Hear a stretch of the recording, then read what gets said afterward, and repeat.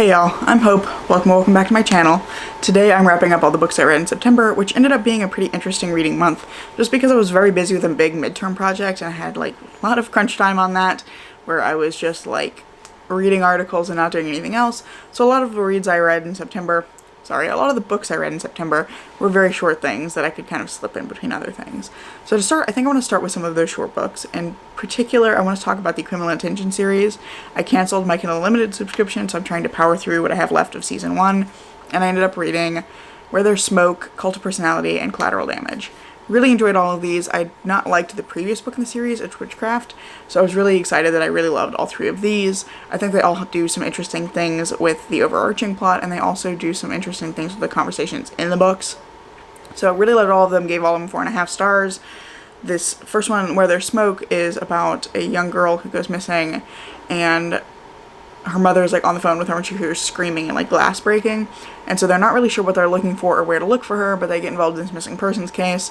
And this book very much talks about like police brutality and distrust of the police among marginalized communities, which I think was really well done here. I felt like it was treated with respect and it was done very gently, which I think is necessary for a really difficult topic like that. So I really appreciated the way that Cole McCade approached this, and I felt like it was a really interesting conversation in this story, and the ways that like Malcolm and Sanjay reacted to that were just really like heartfelt. So I really enjoyed that conversation there. Cult of Personality follows a girl who just like shows up dead after having been missing for several months, and so they're looking into why she disappeared in the first place. Turns out to be cult related. As you would expect, there's a cult involved. And then in the last one I read, Collateral Damage, this one follows a guy who has murdered his daughter has murdered his wife and kidnapped his daughter. That's the order of things. And he has disappeared. They're trying to find him. And this one ends up being a very difficult case for both Malcolm and Sanjay, but also has some really interesting conversations near the end about justified use of force. So I thought this was a really interesting kind of series of books in the series, and I also liked the directions that all three of these took the overarching plot. We're starting to get a lot more about the kind of big bad for the season, and I'm really interested to see where things are going to go from here. I'm just going to try and power through the last like 4 or 5 I have left as quickly as possible, but I don't know if I'm going to make it before my subscription ends, but I'm going to try. So those were the first 3 things I want to talk about. I didn't read them back to back, but I felt like they kind of all go together. I'm not trying to reach my phone. Where did I put it? It's up here, isn't it? Yes, correct. So then going back to the beginning of the month, I read The Pig in the Derby Hat by M.A. Nights, which was fun. It wasn't great. I think I gave it 3 stars. It's the first book in the Trussell and Gout investigation series. This one's following Trussell and Gout. Trussell works in a bakery with her family. I think her name is Clementine Trussell.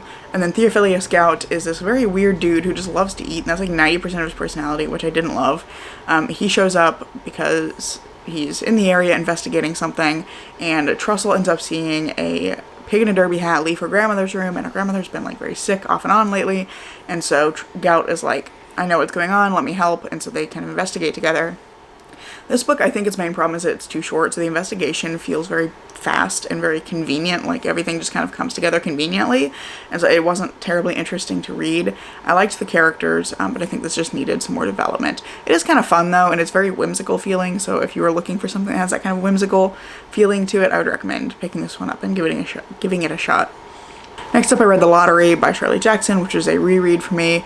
I don't love this story, it's definitely not my favorite, and I think knowing the ending already kind of affected my reading this time, because it wasn't like shocking the way the story normally is.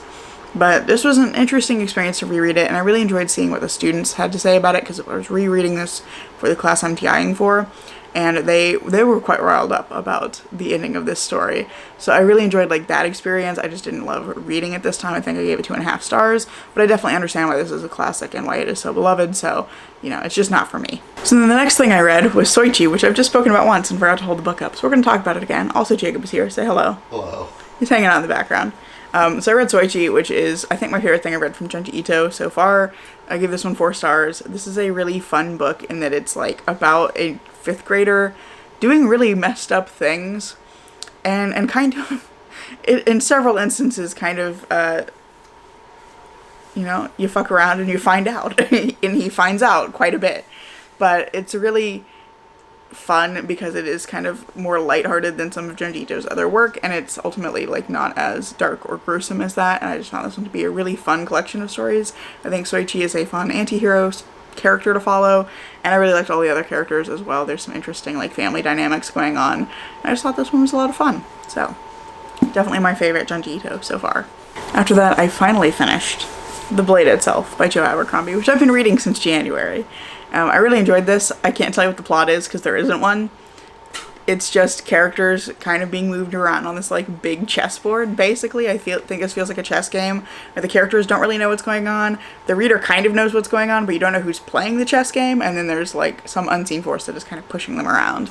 But there's lots of like political machinations. There's also this element where magic is kind of leaving the world, and so that's a storyline as well. I just really liked all the characters in here. They're all very distinctive, and it was one where like the character voices are so distinctive that every new chapter, it didn't tell you who each chapter was following, but you knew within a line or two who it was going to be following because the character voices were so distinct.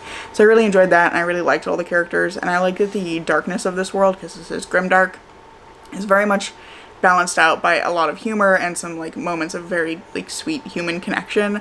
So I really enjoyed this, and I don't know where it's going because there doesn't seem to be a plot, but I'm excited to read book 2 at some point. After that, I read The Merchant of Venice for class, and this was a reread for me. I really like this play, but it is a very tough one to read because it is very anti-Semitic. So I'd say go in knowing that, because I think that makes it a little less shocking at least. But this is an interesting play about a guy who, one guy wants to like marry someone and he needs money to fund this venture, so he goes to his best friend and he's like, hey man, I need to borrow some money. His friend's like, I don't have any money, but you can use my name to borrow money from somebody else. And unfortunately, the first guy, Bassanio, borrows money from Antonio's arch nemesis, Shylock, and that's kind of where the play kicks off. That's what sets everything in motion. And again, this is a very rough play to read with all of the anti-Semitism in it, but I do think it does some interesting things with its characters, and I get more out of it every time I read it, even though it is kind of a tough play to read. I think it's interesting. I think it's worth picking up if you're already interested in Shakespeare. But yeah, it's a weird one to read just because I think particularly to modern readers it is very difficult to read. But I do like Portia. She's my favorite Shakespeare heroine in anything. She's wonderful and like very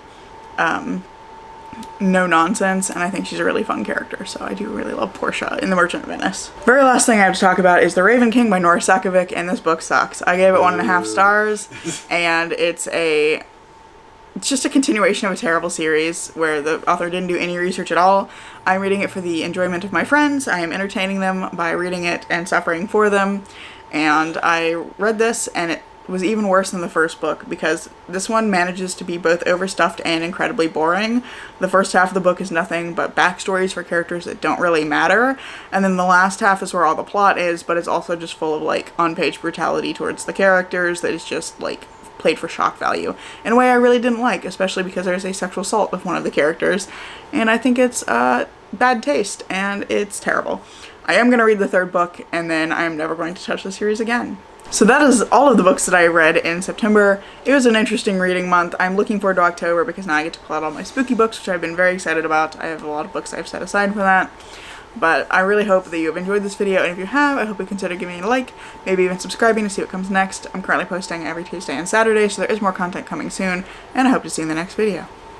Bye!